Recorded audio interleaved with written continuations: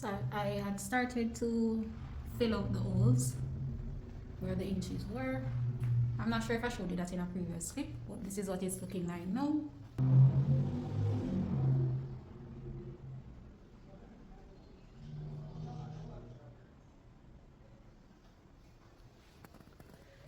This one now, we definitely will have to remove this. As you can see, the counters, the cabinets are very low. That's where the cabinet that I was working on was installed. So we will fill in out these holes and paint the entire thing, and then we reinstall the cabinets, the refurbished cabinets.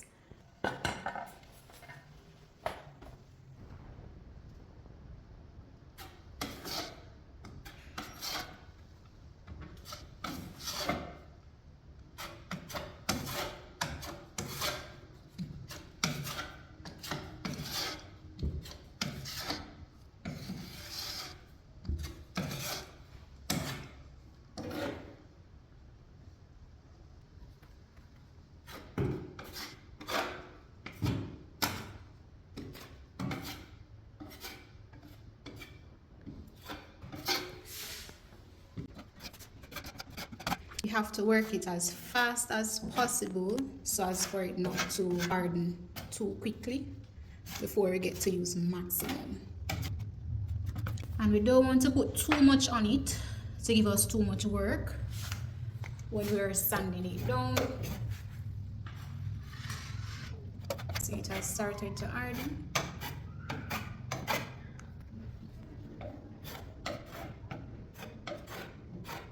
Alright, so there are two more over there that we're going to get. Right here in this corner. Oh, it has hardened, so I'll have to make some more.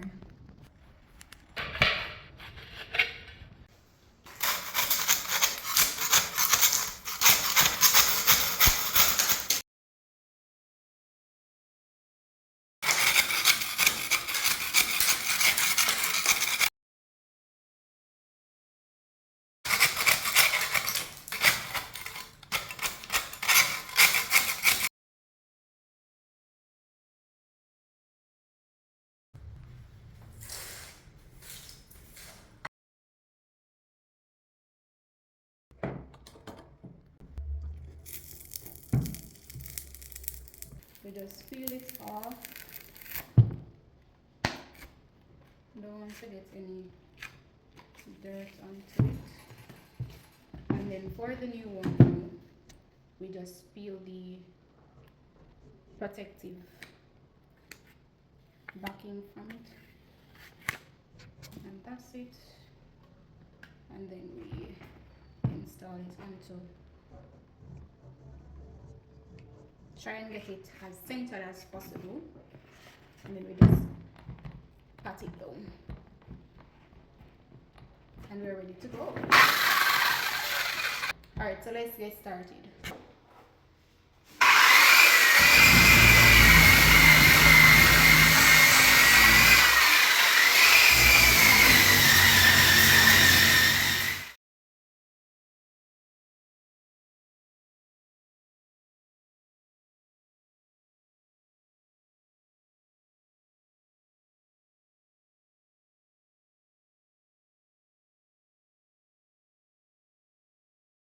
So after I've gone through and sanded it down, I am seeing some imperfections, so I'm going to go ahead and use the body filler once more and just slightly glaze over these imperfections.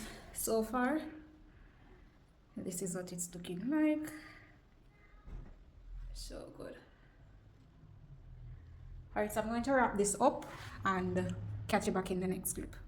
Alright, so this is it. I've started, and as you can see, just a very light glaze or coat, and that will take care of everything.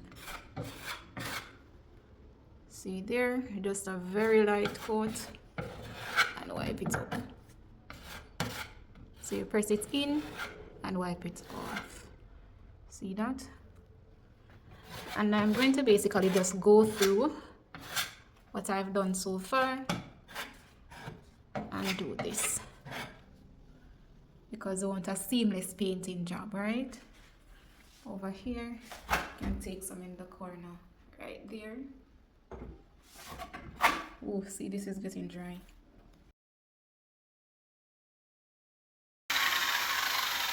Alright, so I left this spot intentionally just to show you, so you can see the sheen, and then here there's little to no sheen. So what I'll be doing is to just use the sandpaper, just use the machine here to take off most of the sheen, so there's little or less work with the sandpaper. All right, so I'm going to go ahead and finish the whole thing, so stick and stay tuned for the next clip.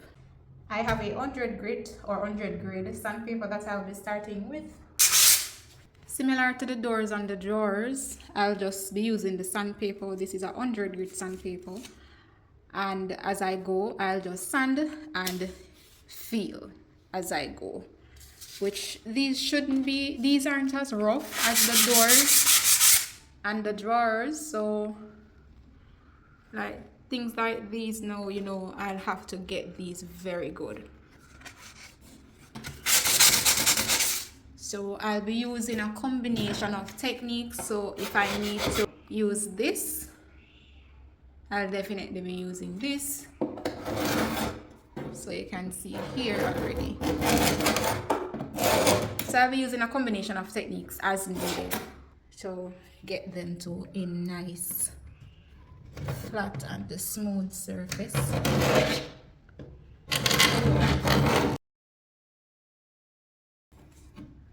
So like here in the corner, the excess paint and all of that gunk, I'll just try and get it as best as possible.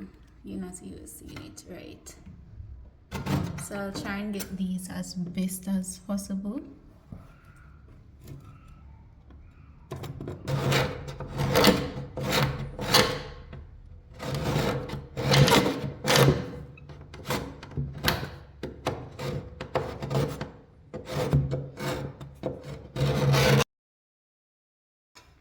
Alright, so I want to get the edges real nice and smooth.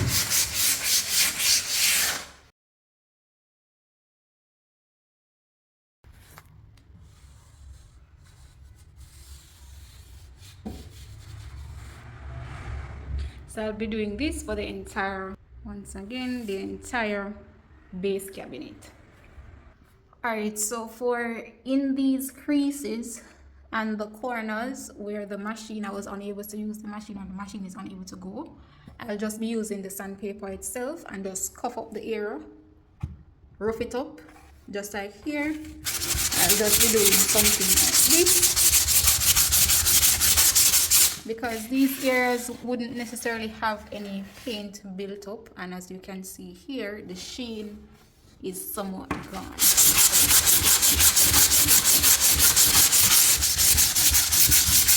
So that's what I'll be doing for the hard to get areas.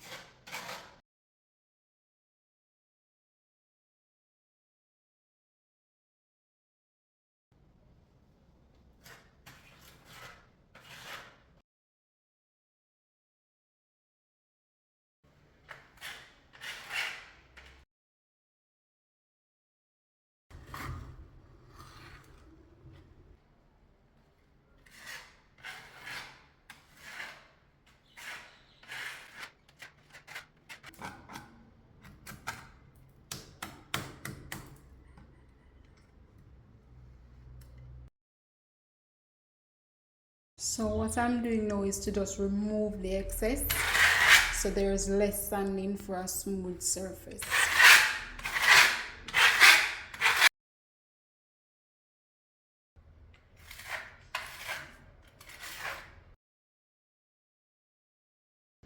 It is the next day. As you can see, there are no more holes in the wall right there. The cabinets are basically finished sanding down.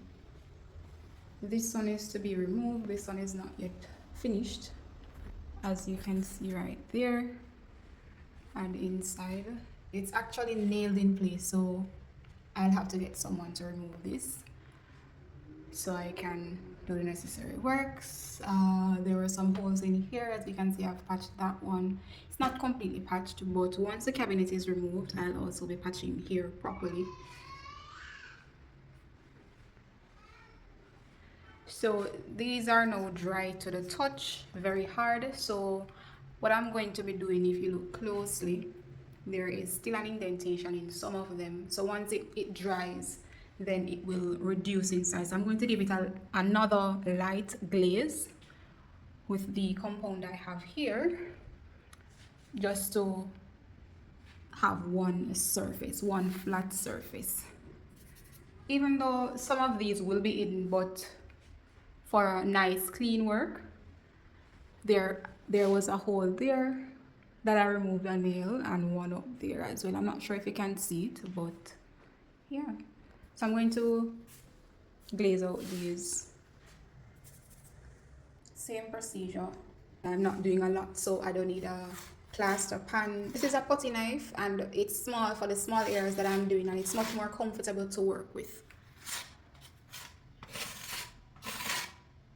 So I'm just going over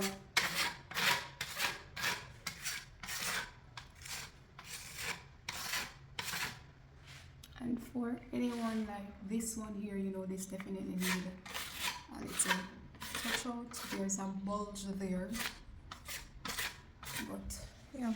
So I've been doing this for all the areas that I glazed out yesterday or applied the plaster. Here you can see that this need a little over it.